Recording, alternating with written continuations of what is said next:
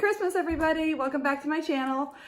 It's me, Coach Warda here, and as promised, I'm going to be talking about things that swimming gave to me as a young person that I still use today, and things to look forward to that you may not think about you're using today that you're definitely going to be using as an adult. And there's Piper right there, and there's our horrible tree. I mean, I love you. I love our tree.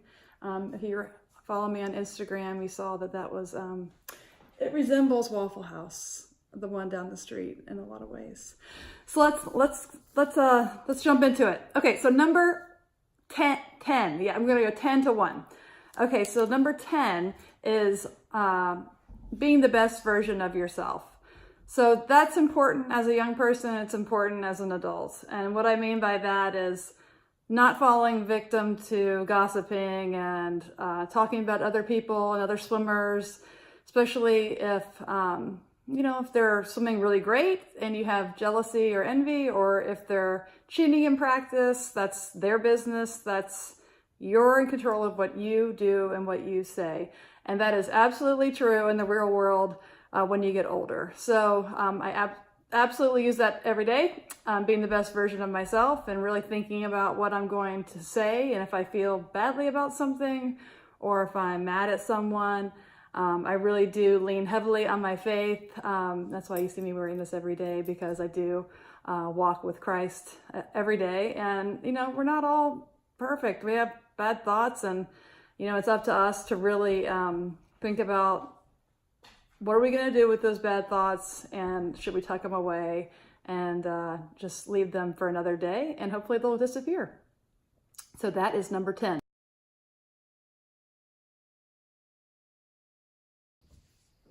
Okay, so number 9 is do not get intimidated. And as a young swimmer, it's easy to get intimidated, I think, especially when maybe you haven't grown yet, you haven't hit puberty, and you're still in that, waiting for that growth spurt, and there are other kids around you that are stronger and growing faster than you, and you get behind the blocks and you're like, oh my gosh, you're going to kill me. And that's easy, for it to get in your head and to actually, mess with your race. So, my best advice for not getting intimidated as a young person is really just focusing on what you're capable of and all the hard work that you've put into your swimming, so you can get prepared to be your best, not the person next to you's best, because everybody is in control of their own swim. Now, as an adult, not getting intimidated, that got carried over for me quite easily. I really don't get intimidated by anyone, really. I meet with chief executive officers and chief information officers a lot, and I just don't. They're people too, and I really look at it as an opportunity to meet someone new and to learn from them and how they got to where they got in their position, how they got there. You can learn a lot of great things from people that you may see as intimidating. So that's number 9. Okay, so we're down to number 8, or up to number 8, and this is more for the girls. Piper, don't start playing with your toy now. Oh well. So if you hear her playing, that's Piper playing. Lay down. Thank you. You're a good puppy. Okay, so number 8, girls, ladies, you know what it's like to be in high school and middle school with not shaving your legs. That was my entire life until I graduated from college. And every time we shaved for a huge meet, it was like, I cannot believe how great this feels. Like, hearing other people talk about, oh my gosh, I have to shave today, it's so annoying, I wish I didn't have to do it every day, and I'm like, oh my gosh, I would love to shave every day. And so number 8 is having an appreciation for shaving your legs, ladies, and I absolutely had that today. Those days come, like, I must have been traumatized by not being able to shave, because shaving for me makes me feel good, and I don't take it for granted at all. But I'm sure the boys, it's not easy to go to school with shaved legs after a big meet. So sorry, boys.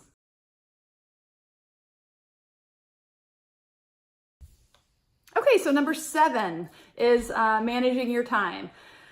Okay, so as a young student athlete, you have to learn how to manage your time. And that means, what do you have to do after school? When can you fit in homework even on the bus? Because I had to ride the bus because I got in trouble with my older brother who, I think I stole his hairbrush or something. And then he squirted me with windshield wiper fluid before school. And my mom said, "That's it, Mary Ellen, you're riding the bus."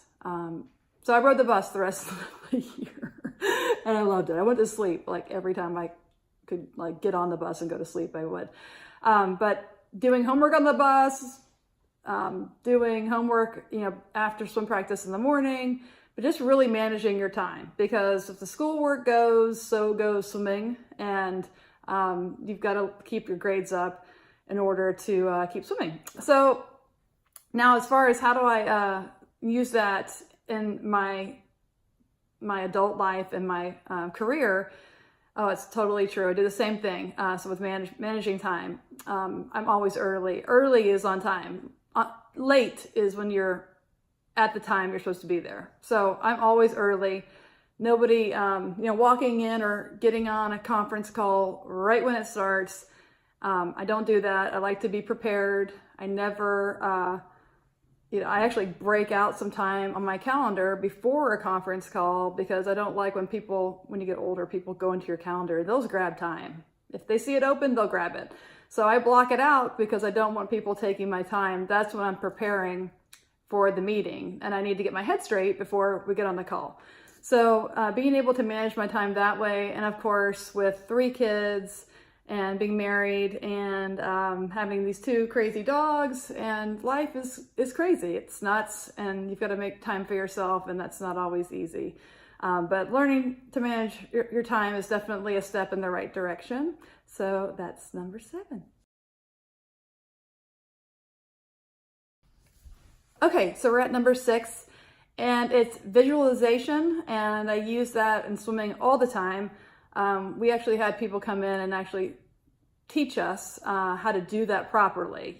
Go to a quiet place and really think about your race, what it's going to take to reach your goals. And that's not just, right before your race, which I did that too. I would find a quiet spot, especially when I swim at Dynamos here in Atlanta.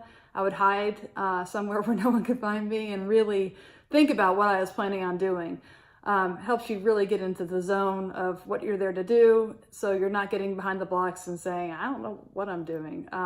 When you're ready and you've got it set in your mind and in your body, then you will do it. So I love that technique, and I do use it today.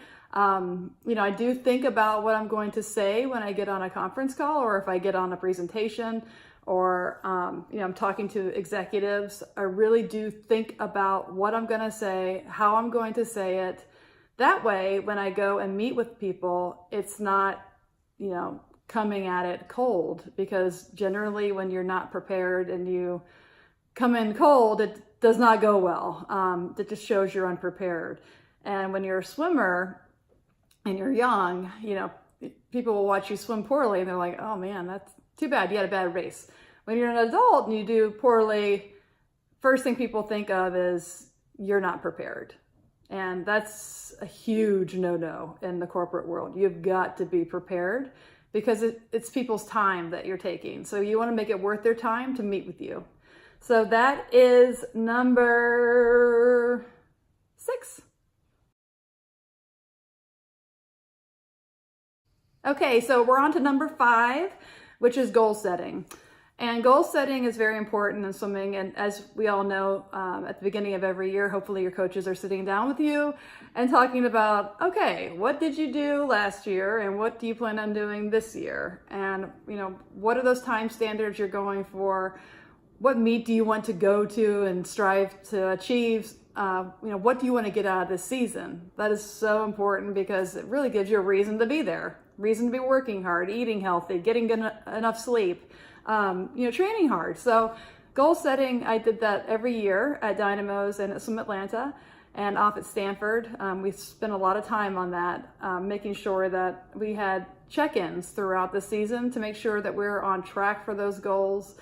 So definitely goal setting was huge. Now goal setting is huge now in my life, in my corporate career, and in my personal life, but really my goals are more around my career and my job and what I want to get accomplished this year. And I'm still the same person I was when I was 15. I mean, doesn't change much. I'm still in here. When I talk to my swimming friends from when I was younger, it is literally like I'm 15 again, which is kind of funny. I thought when I would get older, I'd be a completely different person, but the little Mary Ellen is still in here, and I'm still very competitive. Like I was just writing out goals before the holidays about how I'm going to take someone out. I mean, not someone, I mean, a competitor out at one of my accounts. And yeah, it's still the same. I'm a little bit crazy about that. Very nice though, in a kind way, but I'm going to take them out this year. And there's no looking back. So when you take somebody out in our business, my business, which is information technology, it'll be bad because they'll be locked out for a couple of years, which is very nice. Anyways, so yeah, I'm very competitive still, even at 45, same as when I was 15, just a little bit different. So that is with goal setting. Okay, we're in the top 4 now. Okay, so number 4 is sportsmanship.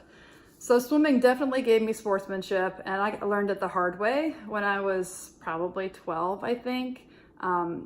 We don't have, back then, our phones were on the wall, only one person could talk on the phone at a time in the house. There weren't people taking videos of you swimming. You couldn't even see what you looked like swimming. I really never looked at myself swimming until it was on TV or something and I got to watch it. So I really didn't see what I looked like, really hardly ever. But I was at a meet and I was just a bad attitude, I think. I swam the 500 free and literally died. And I threw my cap after I finished and stomped off and wouldn't let anybody congratulate me.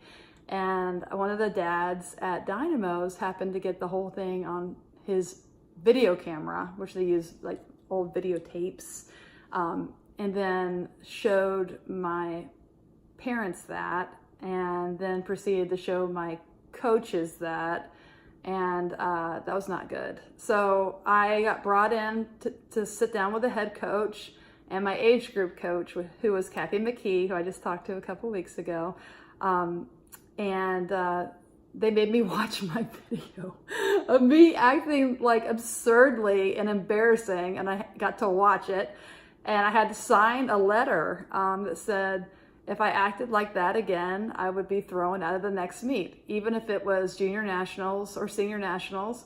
If my sportsmanship looked like that again, that I would be, dismissed from the next meet. So I signed it, and at that, I'm sure I struggled with it a little bit following that, but I knew that I had to run into the bathroom, if I was going to cry after an event. And that counted. Nobody wants to see tears after an event, so I would run into the bathroom and hide. Because I didn't want to be kicked out of the next meet. So sportsmanship's important. It is in my life today, too. I think always treating people kindly and being the best version of yourself is always a good thing.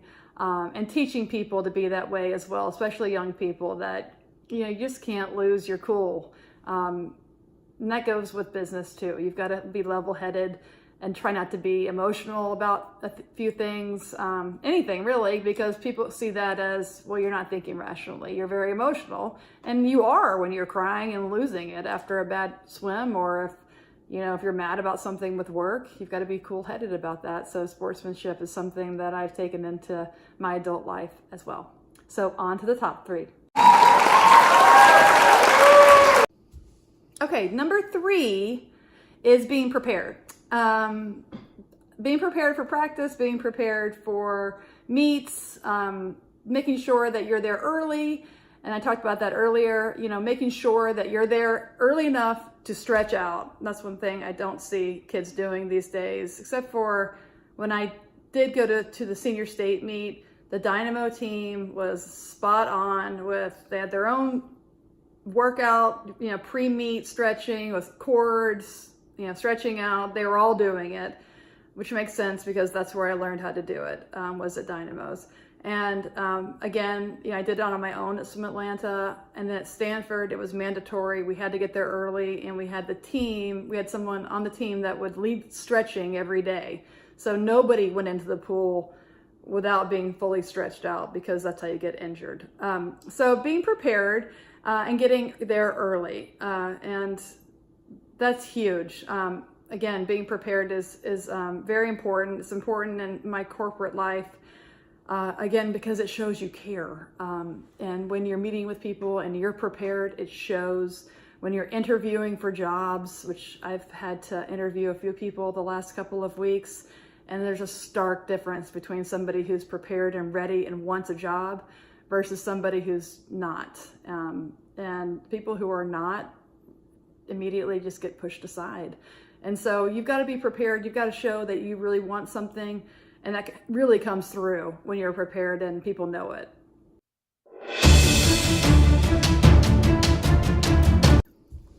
Okay, so number 2 is appreciation for the moment. And that's super important for me. When I was 15 and I remember sitting at Chapel Hill, and I had just broken those American records and the US Open record.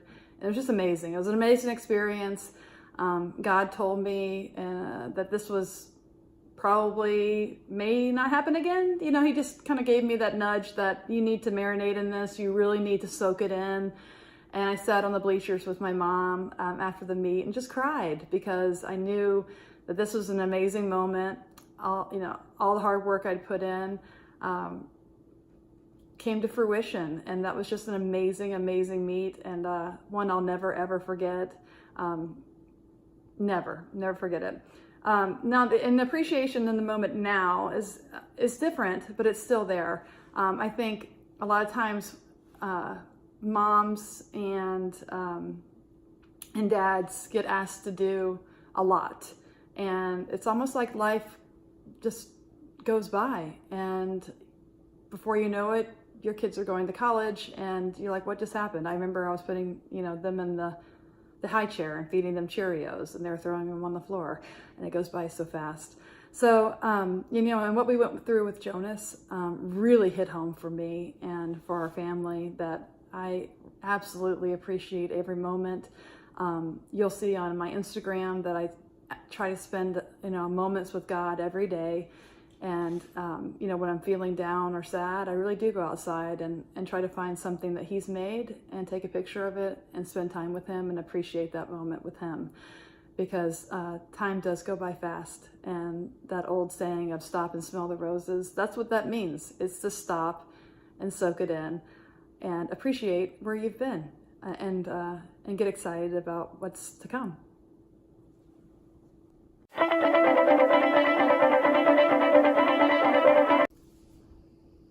Okay, we're here at number 1, which is strength, and not just physical strength. This is mental toughness is what I'm talking about. And with swimming as a young person, mental toughness is so key, because you've got to really pay attention to what you're doing and what you're responsible for. You're going to have people that come next to you in meets that are splashing around beside you and clapping and making all sorts of noises to try to intimidate you. With mental toughness, it'll bounce right off you. And that is a learned skill. So learning, and that comes from preparation, all those things I've talked about so far.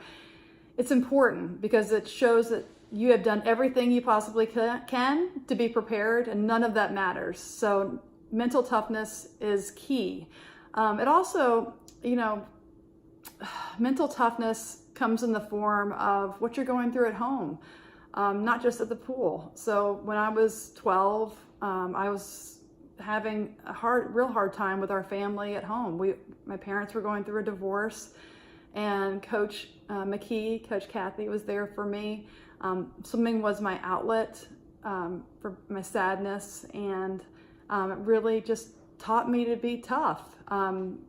And not just tough, but, finding a place where I could be sad, and I could, it's okay to be sad. It's okay to cry. But it's also good to have a good outlet for that energy, and swimming provided that for me. It was a great just way to escape, and I'll be always grateful for my age group coach, Kathy McKee, because she helped me through a hard time, as a young person. But those hard times really do make you into the person that you're destined to be. So how do I use that now? I can tell you, gosh, we went through a rough period of our lives when Jonas was sick, and swimming absolutely helped me along. Of course, my faith in God, walking that hard road with Christ by my side. But he got me ready. He got me ready for that walk and anything else to come, that, I can do this. I can do it with his help, and I'm capable. And, everything that's happened in my life so far has led me to this path, and God wouldn't lead me on the path that he knew I couldn't handle. So I think that mental toughness and strength, and finding your faith and holding on tight to those are super important. So I hope you've enjoyed this video. I certainly have. It was not hard to come up with things that I learned through swimming that I've taken on into my daily routine right now. So swimming's been wonderful for me. I think one thing that I did not put on here, which I will talk about in another video, is it gave me my education at Stanford. There's no way I would have been able to go to Stanford without my swimming. So huge that I was able to go to a university such as that because of my swimming. And so I'm forever grateful for that too. So with that, thank you for watching this video. Please subscribe and ring the bell. I'll be having more videos coming out very soon. And also follow me on Instagram. I'll have some funny things on there too, and kind of some heads up that videos are coming. Again, thank you. Love you all, and have a great rest of your day. See you on the next video.